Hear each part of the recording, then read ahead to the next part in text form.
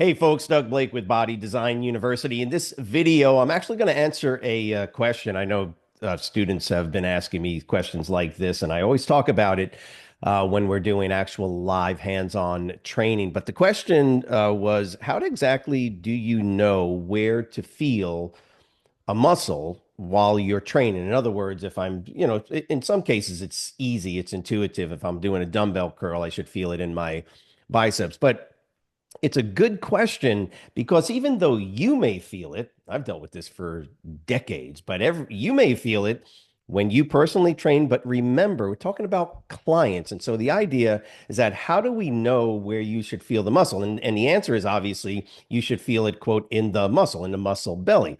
But then that begs the question, do you and your client, for instance, know exactly where in the muscle belly you should feel it? Do you even know what the muscle belly is and where the origin and the insertion of the muscle is? And if you're feeling it in a certain area of the muscle, is that good or not good? So this idea of where exactly should I feel it? Normally what I'll do if I'm doing like a live training, I'll make a joke like you're training somebody and they're doing an exercise, and let's just say they're doing like a bench press. And if you're a trainer and you've been training for a while, you should feel it in your pecs, right?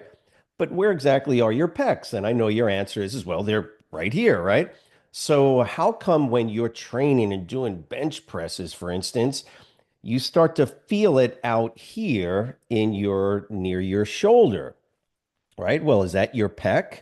Well, partly to a certain extent. If I could show you anatomy chart, sure, the pec inserts into the humerus up underneath here. So if you feel it here, now I am actually palpating a part of my pectoralis major, which is right here. If that's where you feel it when you're doing the exercise, is that okay? And should you say that's okay to a client? That's one of the reasons why we ask our client after they've been doing the set or even during the set. You can pause and say, do you feel it in this position? Or do you feel it right here? Or do you feel it over here? Because sometimes what will happen is a client will say, oh yeah, yeah, I feel it. Oh wow, I really do feel that. Oh man, that's painful or that's uncomfortable. And then they grab a part of their body like, yeah, wow, I really felt that. Geez, that was really, whew, really felt that one. And they're rubbing their neck, and they were just doing a bench press. Well, that doesn't make any sense, does it? So the idea is number one, when you're saying you want to feel it in the muscle belly, identify exactly where the muscle belly is. And the muscle belly on a skeletal muscle. And by the way, folks, it's not like you got 30 muscles you got to remember with this. You don't. You remember the basic large global muscles that we have. So the pecs, the delts, the biceps, triceps, abdominals, latissimus dorsi, your back muscles, your lats, your trapezius, right? So your top of your neck and back and behind the middle part of the back, the quadriceps, right? The front of the thigh, the hamstrings, the glutes, and of course the calves if you're training calves. So you have to identify and know exactly where it is, the muscle belly is, or the largest portion of the muscle belly is located. Because remember, on a skeletal muscle, like the ones we've just spoken about, there is a origin of muscle where the muscle starts, and generally that's going to be closer to the midline of the body, generally going to be superior or up higher than inferior, down further away or down below on the skeletal system. So as long as you keep in mind the basic positions of the origin, basic positions of what we call the insertion, you can generally get this right. And what I want to do is just give you an idea because some muscles are a little bit more challenging to feel in the muscle belly than other muscles. And again, if you train and you're doing everything right and you feel it in the target muscle and you don't feel it near the joint, then you got it right. But how do you get your client to do that? And one of the best ways that I have found to help clients if they struggle with feeling it in the muscle belly or the central component of the muscle itself is to poke it, right? two fingers, always two fingers. Try not to do this. Do two fingers and a mild poke, right? And you got to be careful, obviously, when it comes to a male trainer and a female client. Don't be doing stuff like, right? But you can do it on yourself, for instance. So I'll say to a client when they're doing dumbbell presses or any type of pec movement, right? I can go ahead and say, do you feel it here? Look where I'm pointing, right? Got the sternum, and then you've got your shoulder. And so if I lift my arm up from here and I go sternum, shoulder, where should you feel it when you do any type of pectoralis major movement, any type of chest exercise, whether it's a bench press, whether it's an incline press, whether it's dumbbell flies or a machine press or a cable cross, it doesn't matter what you're doing, where should you feel it? And the answer is always going to be somewhere closer to the sternal area of the pectoralis major. The reason that is because the movement is occurring obviously through the shoulder joint. And what ends up happening is that because of the structure, the mechanical structure of your pecs, you generally have a very short tendon attachment in the origin of the pecs. So if you're looking at your pecs or your chest, the origin of the pectoralis major is a pretty broad origin. It's the sternal aspect, right, of the rib cage. So the sternum, and you have a very large tendon component that runs down the entire length up to the clavicle, all the way down the sternum. That tendon tends to be really, really short. Okay. However, the pectoralis major in this case it's called a convergent muscle for a region. It converges down into a relatively small inserting tendon into the humerus, right up underneath your armpit, really. Okay. So large origin as far as space into converging into a very small yet thick tendon. And what will tend to happen is that when people are doing it, and maybe you do it as well, you're doing a movement pattern and you start to feel it more in the insertion area of the muscle versus the origin. And I'm talking about the pecs in particular. You'll tend to feel it more and more out to the shoulder. That's no good. And that's one of the reasons why we talk about this. When you're doing your pec exercise with your clients, you always want to make sure they're feeling it in the meaty part of the muscle. That's why I'll always kind of coach people to go, do you feel it more closer? I want you to feel it closer to your sternum, not directly in there, of course, but the closer I get them, or at least guide them and reposition, get the biomechanics correct as I start to do all this, they should tend to feel it more away from the shoulder, more inward towards the sternum. Okay. So where should you feel it when you're doing pec exercise? That's one of the reasons why you don't have to go up and squeeze and do all that silliness that you do with the pec deck machine and the cable crossovers. It's totally unnecessary. Stretch, remember, negative into the stretch. That's where the meat and potatoes is for hypertrophy strength development. And then simply moving into a position. You don't have to go all the way forward and squeeze your pecs. That's ridiculous. I know what you're saying. But how do I get that? How do I get you? You don't. You pick the wrong parents if you don't have it. That's how it works. It's genetics when it comes to the shape of the muscle. Point is that you should feel it when you're training. You see how I'm just kind of going in this position. I go to the sternum and I just come out a little bit. That's where you would want to feel pec exercise. How about your biceps? Okay. So that's the classic example of most people feeling it without any issues, right? The muscle, the shape of the muscle, type of muscle that it is, makes it relatively easy to feel it while you're doing it.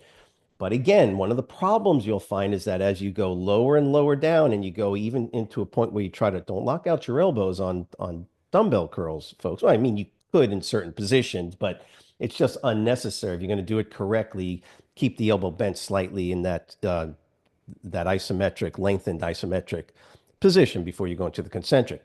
But where should you feel it? A lot of people feel it lower down in the bicep. Well, there's not necessarily an issue with that, but I would always coach people to think about feeling it if they can. Again, going from feeling it here to feeling it there is generally based on the biomechanics of the movement. How are you doing the exercise? Sometimes you got to move the elbows forward, backward. I don't know, but get the individual to feel it. And I will literally poke a person right where the muscle belly is. Let me go on this side so you can see it. So this is the bicep origin. There's two heads to the bicep, and there's two originating tendons, right, and insertions.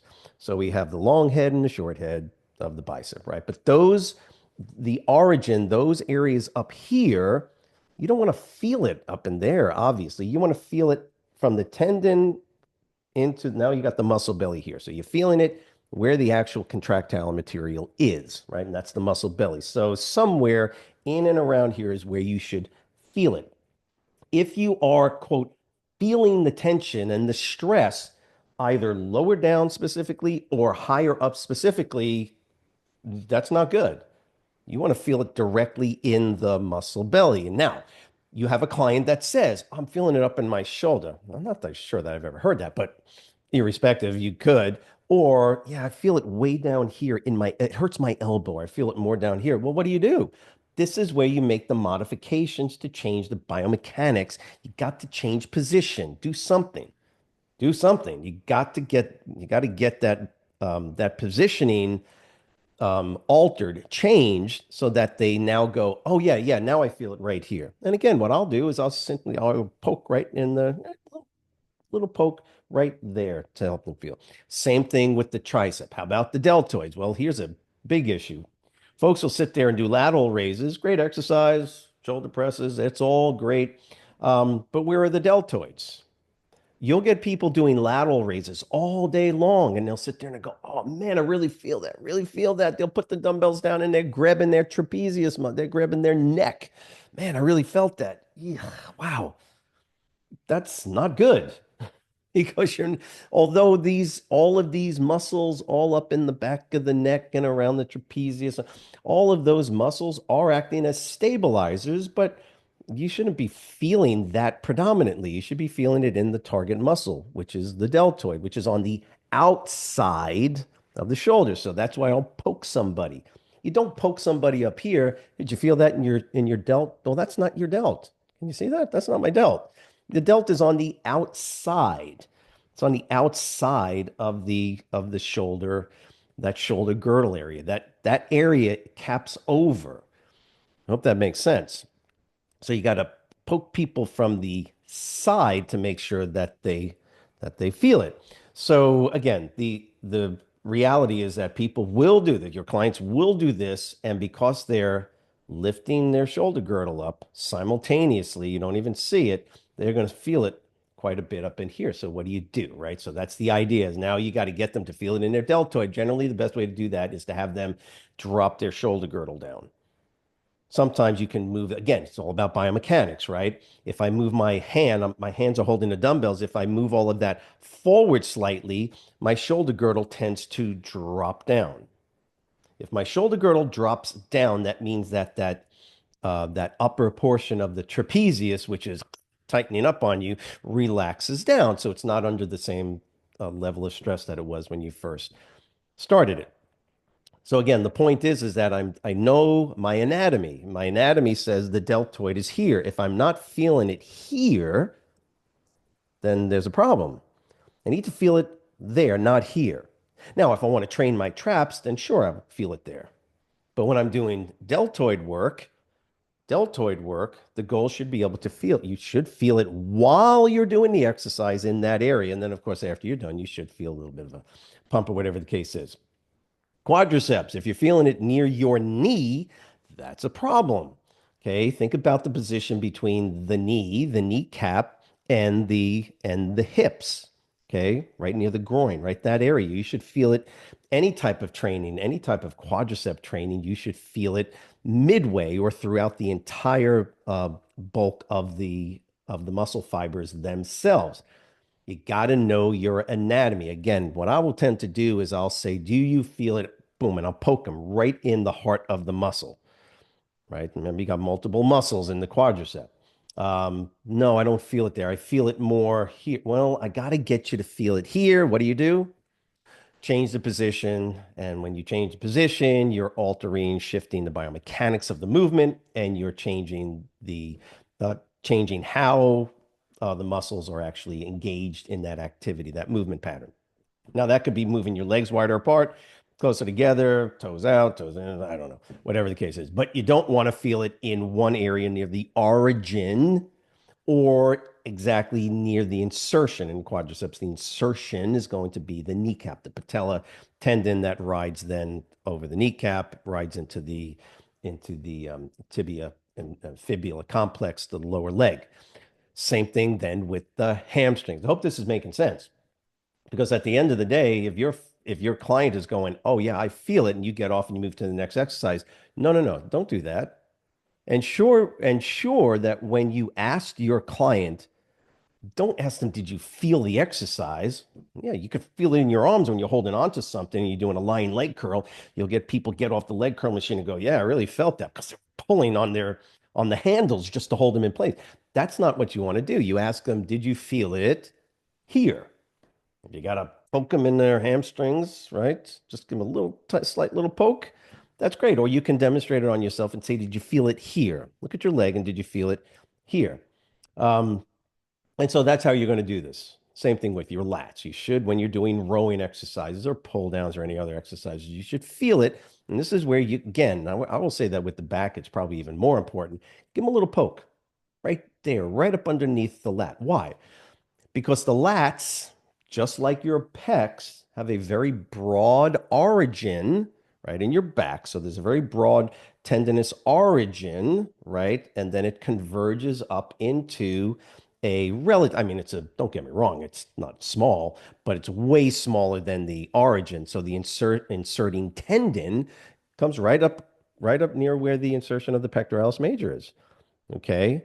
So if you're feeling it more in the insertion area, right, versus feeling it in the actual bulk of the muscle fibers, that's not good. So that you got to change things around. You maybe got to lift up the rib cage. Maybe you got to pull the shoulder blade. I hope that makes sense. So to answer that question, where should you feel it? Well, I can tell you where you don't want to feel it when you're training muscles. You don't want to feel it in any one particular area close to the joints, generally, and the origin of the muscle and the insertion of the muscle. You want to feel it in the bulk, major bulk part, right? Or fleshy part, I guess you could say also of the muscle. And as soon as you start to fatigue, as soon as or as you continue to go through the movements, make sure that positional changes are made, are changed, altered to ensure that the biomechanics are ideal or maximizing the stress on the muscle belly itself. And if this was helpful, please write the word understand in the comments section below. If you want me to go even more in depth on this particular topic, just let me know. I can make a video on that as well. Remember to subscribe to the channel, like it as well if you did, and just let us know how we can be of assistance to you. Have a great week. We'll see you next week.